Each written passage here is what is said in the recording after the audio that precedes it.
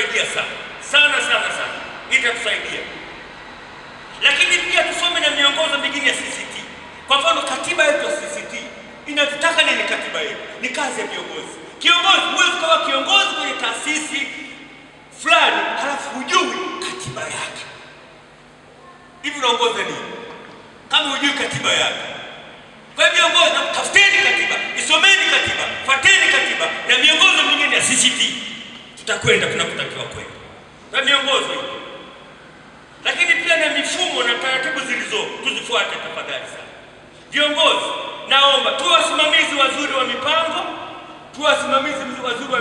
sababu wakati mwingine mipango hatufikii mwisho kwa sababu ya usimamizi wetu. Aidha ufuatiliaji, sio ufuatiliaji. Tusipokuwa wafuatiliaji tutapanga mambo mazuri, lakini hatufuatilii, hayatatekelezeka. Na pia tuwe watu wa tathmini. Je, kile tulichopanga tunakwenda kama tulivyopanga? Tutafika kweli pale panapotakiwa kufika?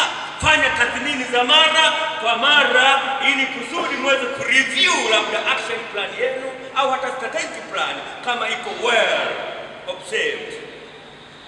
Lakini pia reporting inasaidia sana ili kuona tuko wapi na tutakuwa tufanye nini na vitu ambavyo hatujaviachieve na tufanyeje ili tuviachieve ili tufikie kwenye goal ile tunatakiwa kufika.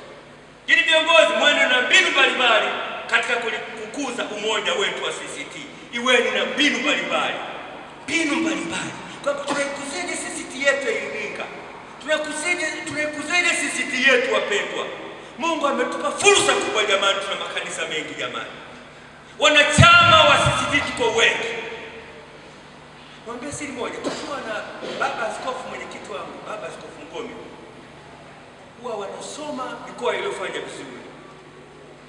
Halafu Iringa tunakuwa chini kabisa. Mimi na baba yangu askofu Dr. Ngomi huwa tunaumia sana, lakini tufanye nini sasa? Huwa tunaumia kweli. Naomba mtusaidie vijana wetu. Sawa? Sisi tunazeeka sasa jamani, naomba vijana mtusaidie ambao tumewachagua. Tuwachagua vijana wenye nguvu kutupeleke mbele. Sawa pendwa? Njombe na pamoja, Arusha na Babili,